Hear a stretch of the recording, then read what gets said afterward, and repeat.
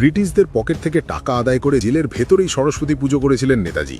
বিশ্বাস হচ্ছে না, এই অসম্ভব ঘটনাটি তিনি কিভাবে ঘটিয়েছিলেন শুনলে গায়ের লোম খাড়া হয়ে যাবে। সাল 1926, মায়ানমারের কুখ্যাত মান্দালয় জেল। নেতাজি তখন সেখানে বিনা বিচারে বন্দী।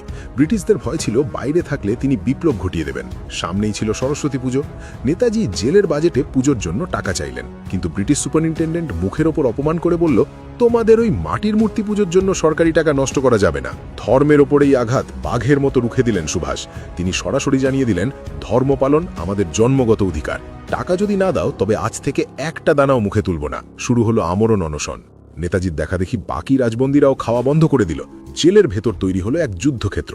ব্রিটিশরা ভয়ে কাঁপতে লাগলো। নেতাজির কিছু হলে সারা ভারত জ্বলে উঠবে। ব্রিটিশদের অহংকার টিকল না। মাত্র কয়েকদিনের মধ্যেই তারা নাকে খত দিয়ে হার মানল। জেল কর্তৃপক্ষ বাধ্য হয়ে পুজোর পুরো টাকা মঞ্জুর করল। সেই বছর জেলের ভেতরেই শাঁখ বাজিয়ে মন্ত্র পড়ে ধুমধাম করে সরস্বতী পুজো হলো। ওটা শুধু পুজো ছিল না, ওটা ছিল ব্রিটিশদের গালে বাঙালির কোষে দেওয়া থাপ্পড়। এই রোমাঞ্চকর ঘটনাটি নেতাজির লেখা পত্রাবলী বইয়ের চিঠিতে জলজল করছে। যিনি দেশের জন্য এবং ধর্মের জন্য মাথা নত করেননি, সেই বীরের জন্য কমেন্টে একবার লিখুন, জয় হিন্দ।